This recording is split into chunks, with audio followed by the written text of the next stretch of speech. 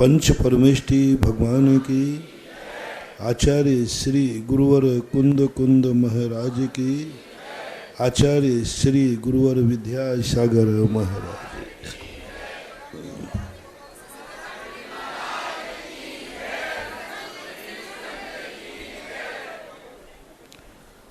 अपना दैनिक प्रवचन चल रहा है कि जब भी हमें अपना कोई भी कार्य सिद्ध करना है तो पहले हमें स्वयं की सिद्धि करना पड़ेगी। किसी को हम महान कहते समय क्या ये गर्व कर सकते हैं कि मेरा इससे संबंध है इसलिए मैं भी महान हूँ? जैसे अभी मैं प्रवचन दे रहा हूँ कि भारत देश महान है, ये कहने से कुछ नहीं होगा जब तक हमें ये अनुभूति नहीं होगी कि मैं महान हूँ क्योंकि मैं भारत में रहता हूँ। ऐसा स्पंदन करो। हमारे गुरु महान हैं, इससे काम नहीं चलेगा। इससे काम चलेगा कि मैं कितना महान हूं कि मैं ऐसे गुरु का चेला हूं। अनुभूति। गुरु मेरी आत्मा की पर्याय नहीं बन सकते, वो परद्रव्य है, परचतुष्टय है। और जैन दर्शन के अनुसार परचतुष्टय नास्ति रूप रहता है, अस्थि रूप नहीं रहता, रह ही नहीं सकते। वो उनकी महानता मेरी महानता नहीं हो सकती, उनकी ऊंचाई मेरी ऊंचाई नहीं हो सकती, उनका सुख हमारा सुख नहीं हो सकता, क्योंकि वो परचतुष्टय है और परचतुष्टय नास्ति रूप है। अब गुरु को हमें स्वचतुष्टय मनाना है। जब तक हम कह रहे हैं कि हमारे गुरु महान हैं, हमारे गुरु बहुत ऊंचे हैं, हमारे गुरु बहुत शक्तिमान हैं, हमारे गुरु बहुत अच्छी चर्या वाले हैं, मेरे गुरु की ऊंचाई आकाश से ऊंचाई से भी ज्यादा है, साथ में चमत्कार कब आएगा? तुमने भगवान को अतिशयकारी माना है इसलिए नहीं, भगवान भाग्यवान है इसलिए नहीं, भगवान बहुत बड़ा है इसलिए नहीं, भगवान की तुमने खूब पूजा की है इसलिए नहीं, भगवान की तुमने खूब प्रशंसा की है इसलिए नहीं, इसलिए नहीं चमत्कार होगा। कभी तुमने ऐसे भगवान का दर्शन की आनंद की अनुभूति हुई, अवभाग्य हुआ कि मैंने कितने पुण्य किए भगवान जो मैं तेरा दर्शन कर रहा हूं। यदि ऐसा तुम्हें अपनी खुद का आनंद की अनुभूति हो जाए, बस समझ लेना अब भगवान के यहाँ चमत्कार कम होगा, तुम्हारी जिंदगी में चमत्कार ज्यादा होगा। बस हो गया, क्योंकि तुमने आत्मा की पर्याय बना लिया। मानतुंग आचार्य ने भक्तांबर पाठ मिला लिखा, उस प्रशंसा से कुछ नहीं होगा। भक्तांबर पाठ पढ़ते समय ऐसा भाव आ जाए, ओहो मैं कितना भाग्यवान, जिस भक्तांबर को एक बार पूज्य मानतुंग आचार्य महाराज महातपस्वी ने पढ़ा था, उस भक्तांबर को मैं पढ़ रहा हूं। मेरा पुण्य तो देखो। भक्तांबर पाठ किनके लिए था, किसने रचा था, कैसे थे वो? महान थे, छोटे थे कि बड़े थे? बहुत महान थे, बहुत पूज्य, बहुत ऊंचे थे, उन्होंने पढ़ा था। और आप लोग कैसे हैं, अपन लोग कैसे हैं? बहुत छोटे, पुण्यहीन है, शक्तिहीन है। और देखो तो मेरा भाग, मैं भक्तांबर पढ़ रहा हूं, वो जो भक्तांबर मानतुंग ने पढ़ा था। बस हो गया काम तुम्हारा, तुम खुद मानतुंग बन गए। भक्तांबर अब तुम्हारे अंदर चमत्कार करेगा, क्योंकि तुमने अपने आप को भाग्य मान लिया। मैं कितना भाग्यवान हूं। आहार देने से पुण्य नहीं है, कोई पुण्य नहीं है। तुम जैसे गुरु को आहार देते समय तुम्हें अनुभूति हो जाए कि मैं कितना भाग्यवान हूं कि मैं अपने हाथ से महाराज की अंजलि में वो फीलिंग, वो आनंद की अनुभूति चमत्कार करती है। हर क्रिया में व्रत कोई छोटा नहीं होता। व्रत के साथ तुम्हें आनंद की अनुभूति कितनी हो रही है। मुनि बनने से कुछ नहीं होगा। कैसा लग रहा है मुनि को यदि ये आनंद की अनुभूति हो जाए? हो ये मुनि व्रत तीर्थंकरों ने धारण किया, रत्नत्र लेने का भाग हो गया। हो मेरे कितने भाग्य हैं कि मैं मुनिचर्या का पालन कर रहा हूं, मैं सामायिक कर रहा हूं, मैं प्रतिक्रमण कर रहा हूं। ओहो, ये मन इतना चंचल है कि यहाँ वहाँ भटकता है, लेकिन मेरा मन चलते समय नीचे जीवों को देख के चल रहा है। एक आनंद की अनुभूति होना चाहिए, और वो आनंद असंख्यात गुणी निर्जरा कराता है, वो चमत्कार होता है। इसलिए मैं कह रहा हूं, निमित्तों को पाकर के निमित्त में ही मत जुट जाओ, अच्छे निमित्तों को पाकर अपने उपादान को संभालो। मंदिर में जाते ही, धर्म की क्रिया करते ही, दान देते ही, दान देने में कोई पुण्य नहीं है, ये तो दुनिया देती रहती है। दान देते समय यदि तुम्हारे लिए अनुभव होता है, हे भगवान मैंने कितना पुण्य किया था, ये पैसा मैंने पाप से कमाया था और पाप के लिए कमाया था। कैसे कमाया था? पाप से। और किसके लिए कमाया था ये बता दो। आज तक किसी ने मंदिर बनाने के लिए फैक्ट्री खोली हो, तीर्थ बनाने के लिए फैक्ट्री खोली हो? चौलेश्वर पारसनाथ वालों, हाँ खजूरी, वो सारा एरिया है पूरा वहाँ के। अरे महाराज जी आप देखो, हम लोग वो चौगला छोड़ के शहरों में गए, कोई कोटा गया, कोई कहीं गया, आप समझो बात के लिए। चौलेश्वर के लिए कमाने के लिए गए, यहाँ कम पड़ रहा था ना। एक व्यक्ति बताओ जो चौलेश्वर को पैसा कमाने के लिए पूरा कटला छोड़ के शहर में गया हो, काय के लिए? हाँ देखो, और किसी काम के लिए नहीं तुम कहोगे चौलेश्वर के लिए। बताओ, बिजोलिया वाले बताओ, माइंसों का एरिया बिजोलिया, किसने एक माइंस ली है पारसनाथ बिजोलिया के लिए? महाराज जी मैं देखो, आप बिजोलिया माइंस का धंधा करता हूं, लेकिन मैं माइंस इसलिए करता हूं क्योंकि बिजोलिया पारसनाथ। भीलवाड़ा वाले तुम ही बता दो, कोई माई का लाल बता दे। ये कार्य धर्म के लिए कर रहा, निषेध कर दिया, करने की जरूरत नहीं है। धर्म इतना पापी नहीं है कि तुम्हें धर्म करने के लिए पाप कराया। उज्ज्वल इष्टोपदेश में पूज्यपाद स्वामी ने स्पष्ट उल्लेख किया, दान और धर्म के लिए जो व्यापार करता है वो मूर्ख है। इष्टोपदेश में, हाँ, दान के लिए जो अर्जन करता है, बड़ी गजब की बात। और मैंने कहा, लोग मेरे पास प्रश्न पूछते हैं, आप तो कहते हो महाराज जी परसेंटेज रखो दान का, ये करो, और देखो पूज्यपाद स्वामी क्या कह रहे हैं। गजब, जैन दर्शन, वाह धन्य है। धर्म खुद बोल रहा है, धर्माचार्य खुद बोल रहे हैं कि धर्म के लिए मत कमाना, धर्म के लिए पाप मत करना, क्योंकि धन बिना पाप के कमाया ही नहीं जाता। उसमें हिंसा होगी, आरंभ होगा, परिग्रह होगा। धर्म के लिए पाप करना यानी नहाने के लिए कीचड़ लगाना।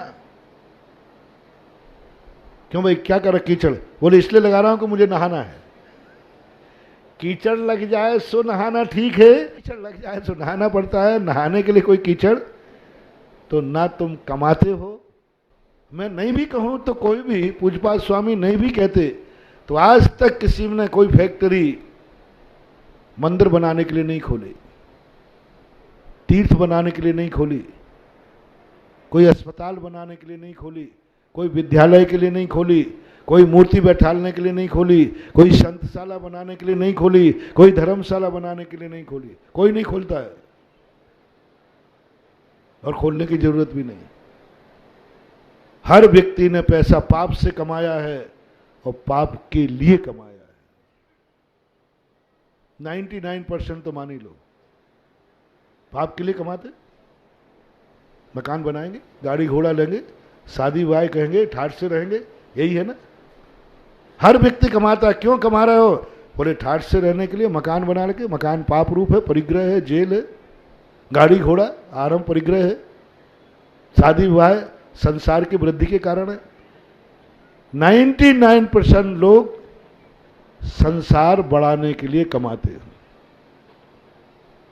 बोलो, संसार मिटाने को तुम कमाते हो या संसार बढ़ाने के लिए कमाते हो? सभी लोग बोलो, संसार बढ़ाने के लिए कमाते हो। 99% हर क्रिया जो भी तुम पुरुषार्थ कर रहे हो, खा रहे हो शरीर बढ़ाने के लिए, शरीर को पुष्ट करने के लिए, कमा रहे हो संसार बढ़ाने के लिए, गाड़ी ला रहे हो घूमने के लिए, तीर्थ यात्रा के लिए नहीं, मुझे पता नहीं है, घूमने के लिए। 99, 1-8% छोड़ रहा हूं। 99% गाड़ी किस लिए? घूमने के लिए, व्यापार के लिए। मकान किस लिए? रहने के लिए। जितने भी आप कार्य करते हैं वो सब में संसार की वृद्धि है।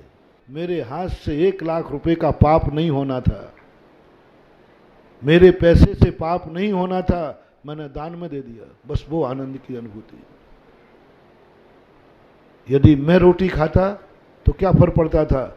आज मैंने 1 गिलास उन महाराज की अंजलि में रख दिया जो 24 घंटे धर्म ध्यान करेंगे, और मैं खा भी लेता तो क्या होता? 2 रोटी ज्यादा खाता तो 2 घंटे ज्यादा सोता। मैंने ही खुद के लिए, लेकिन मैंने ना खा करके मैंने महाराज को दे दिए। वो एक आनंद की अनुभूति होना चाहिए। जगह जगह निमित्त पाकर के मैं तो बहुत आनंद से भर जाता हूँ, इतना आनंद से भर जाता हूँ कि शायद मुझे एक बार अनुभूति मैंने बताई थी कि मैं जिंदा इसलिए नहीं हूं कि मेरी उम्र बड़ी है, मैं जिंदा इसलिए हूं कि मुझे एक से एक अच्छे भगवानों के दर्शन होते हैं। कितने लोगों के इनके पुण्य हैं जो आपको छू रहे हैं, आपका गंधोदक ले रहे हैं। मेरे बराबर भाग्यवान कोई नहीं है। हजारों लोटे ढालने के बाद भी पद्मनंदी पंचविंशतिकार कहते हैं ये कपाल के अलावा कुछ नहीं है। जिसका मस्तक जिनेन्द्र देव या मुनियों के चरणों के गंधोदक से पवित्र नहीं हुआ है, वो सिर नहीं कपाल मात्र है। जिनके हाथों से स्वयं नहाया है लेकिन कभी भगवान का निहन नहीं किया, वो मात्र धोबी मात्र है। इंद्र परिकर बन के आया है, मुझे लुभाने आया है, मुझे लेवाने आया है? मैं तो उसी दिन, जिस दिन आशीर्वाद दे दिया था, उसी दिन में आकर्षित हो गया था। धर्मी कभी धर्म में थकना नहीं चाहिए। बताओ तुम किस पाप से थके हो? कभी आपने देखा कि आप देखने से तब के बोले महाराज जी अब मेरा कुछ भी देखने की इच्छा नहीं होती, कि जिंदगी भर मैंने दुनिया के मुंह देखे, अब मरते समय में अपना खुद का मुंह देखूंगा, दुनिया का नहीं देखूंगा, समझ लेना बेड़ा पार है। प्रकाश ही प्रकाश। होता उल्टा है। संसार के कार्यों से कोई थक ही नहीं रहा है, परमार्थ के कार्यों में व्यक्ति थक जाता है, विश्राम करता है। कितने करूं? महाराज जी 7वां पंचकर्णक है, आखिर हद होती है। भारत वर्ष में पहला भीलवाड़ा नगर है मेरी जिंदगी में जो एक साधु के सानिध्य में इतने पंचकर्णक। 3 बार नहीं, तुम करो तो सही। नेमिनाथ भगवान के अभिषेक करवाने के लिए मैं थक जाऊं?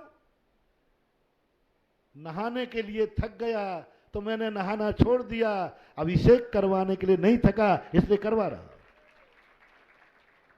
संसार से थको, नहाने से थक गया इसलिए स्नान नहीं करूंगा, नियम ले लिया, लेकिन भगवान के अभिषेक थकते ही नहीं।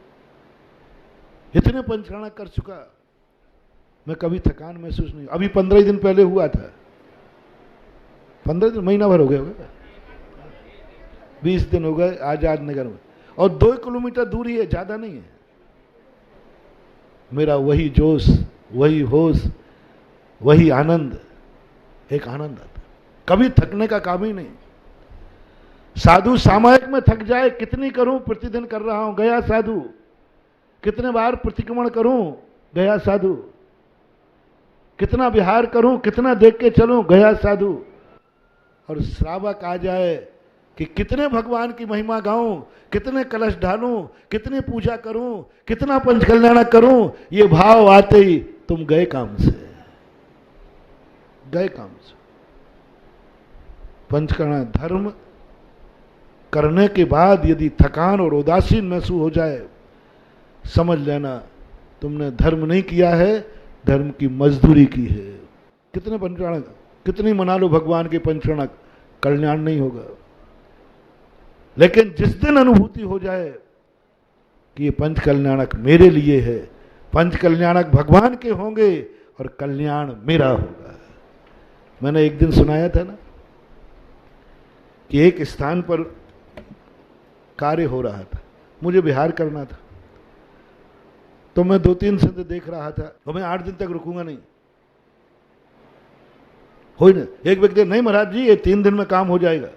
मैंने कहा हो ही नहीं सकता, 2 दिन से तो मैं देख ही रहा हूं कि एक दिन में मजदूरों ने इतना काम किया।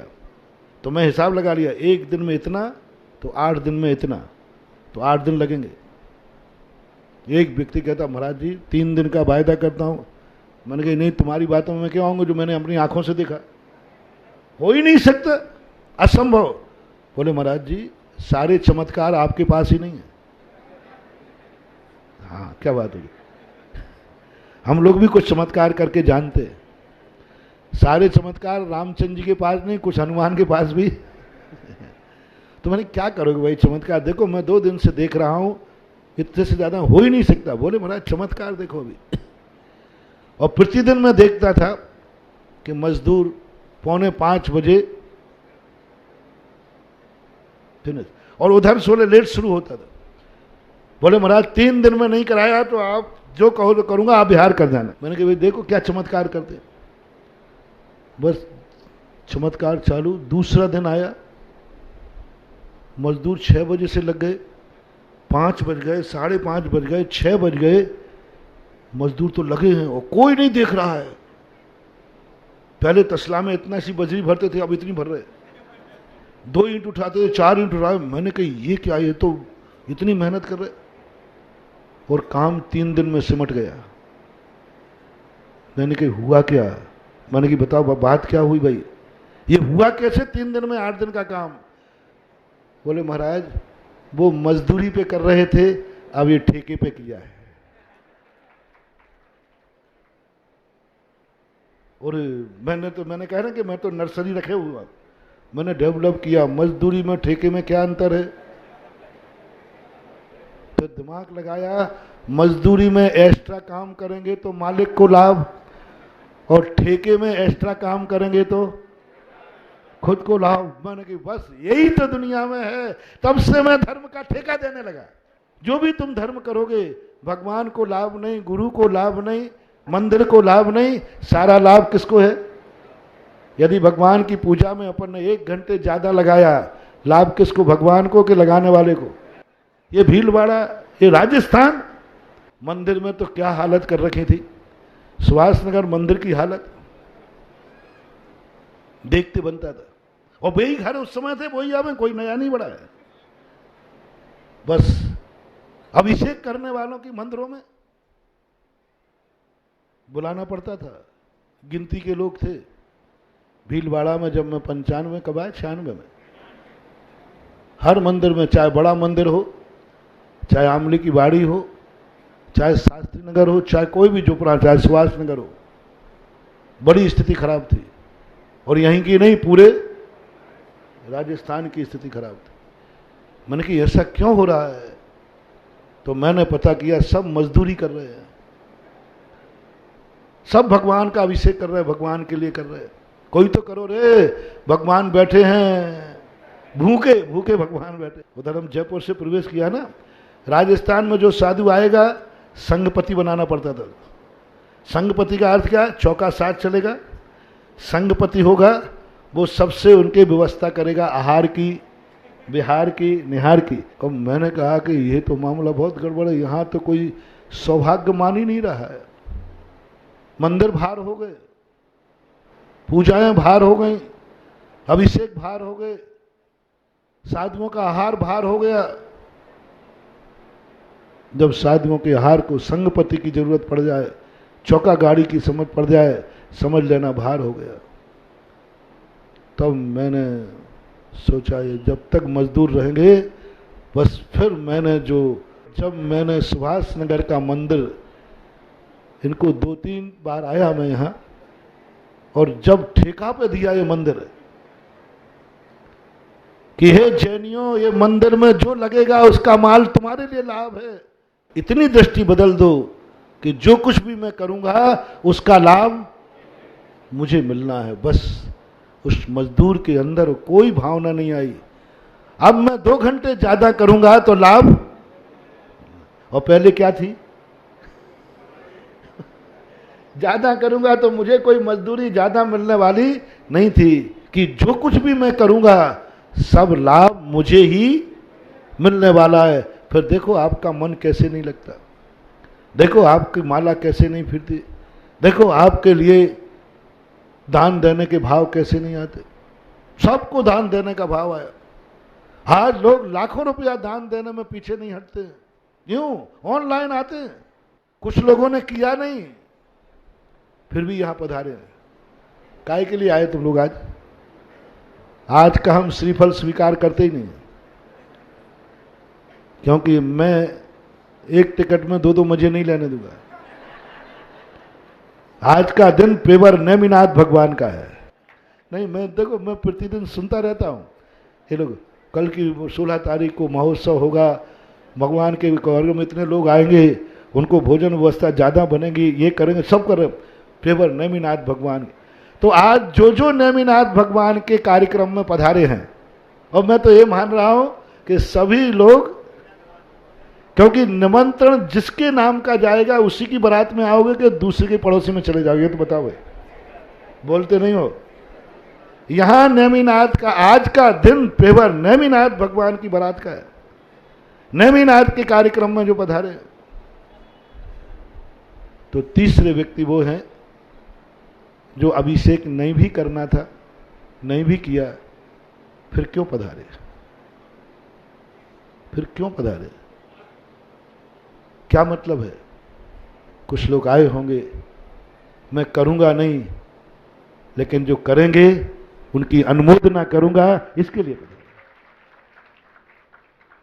और जो अनुमोदना के लिए भी नहीं पधारे, महाराज जी मैं तो आपके लिए आया हूं, तो भाई देखो, आज मेरी तरफ से कोई निमंत्रण ही नहीं था।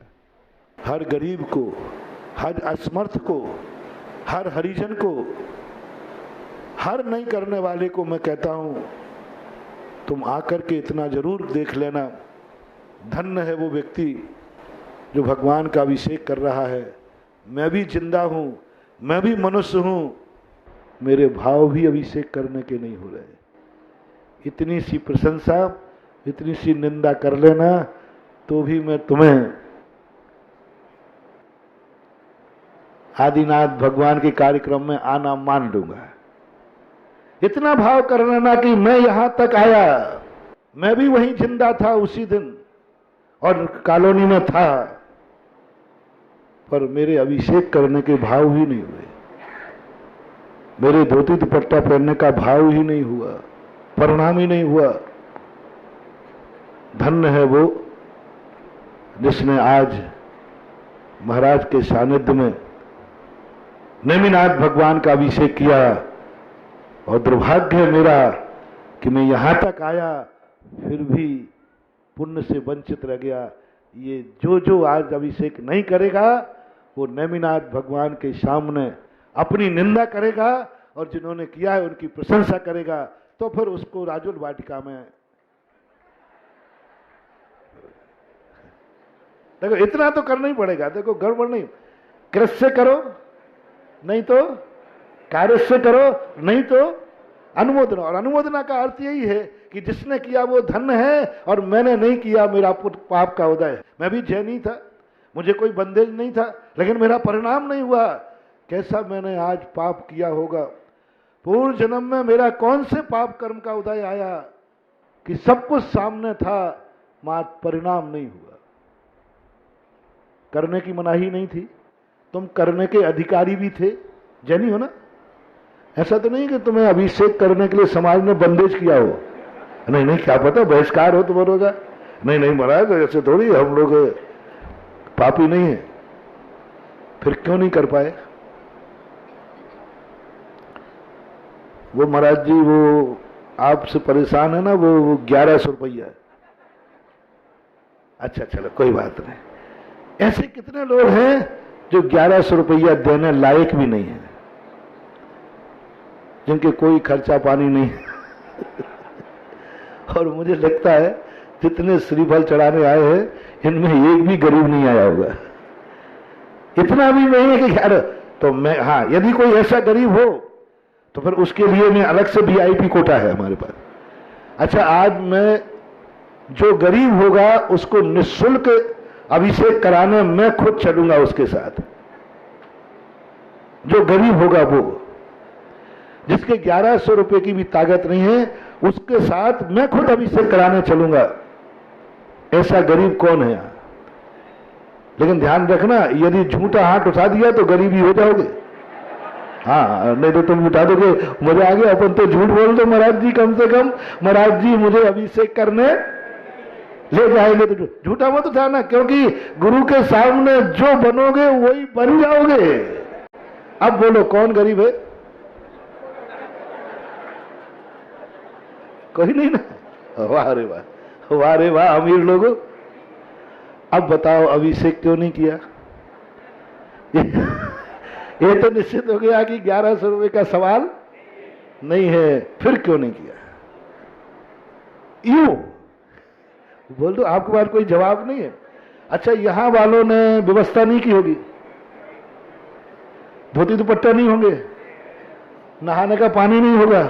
अच्छा, वो अभिषेक का जल नहीं होगा इनके पास, कुआं खोद के रखा है मंदिर के सामने। फिर किस लिए नहीं किया?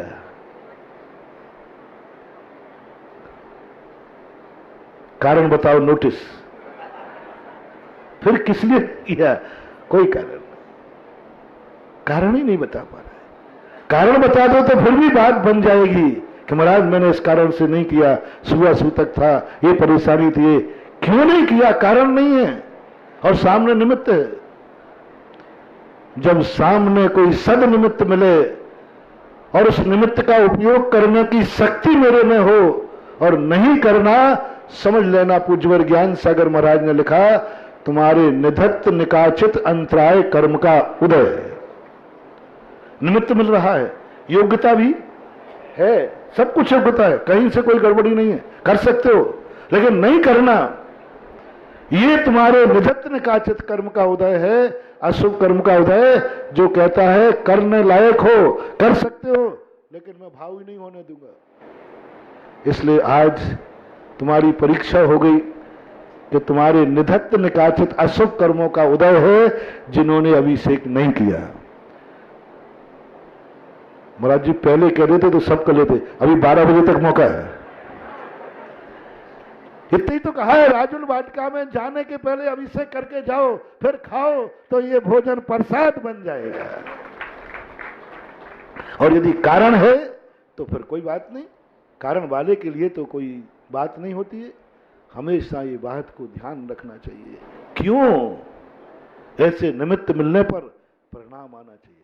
फिर भी नहीं आ पाए तो बस जो लोग अभिषेक नहीं करें वे नेमिनाथ भगवान के दरवाजे जाएंगे और एक ही बात कहेंगे, मैं पापी, मैं दुर्भागा, अभिषेक कर सकता था, निमित्त था, लेकिन मेरे भाव नहीं हुए।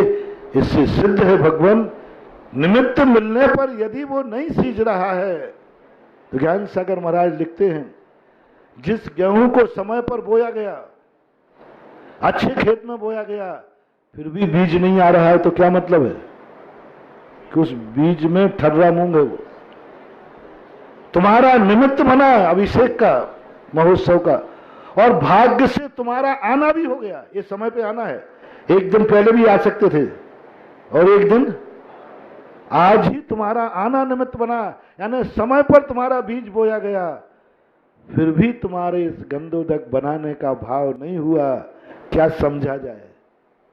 बस ये आलोचना कर लेना। और भगवान जिन्होंने किए हैं वे धन्यभाग्य हैं, अवभाग्य हैं जिन्होंने आज के दिन आपके चरणों का गंधोदक लिया।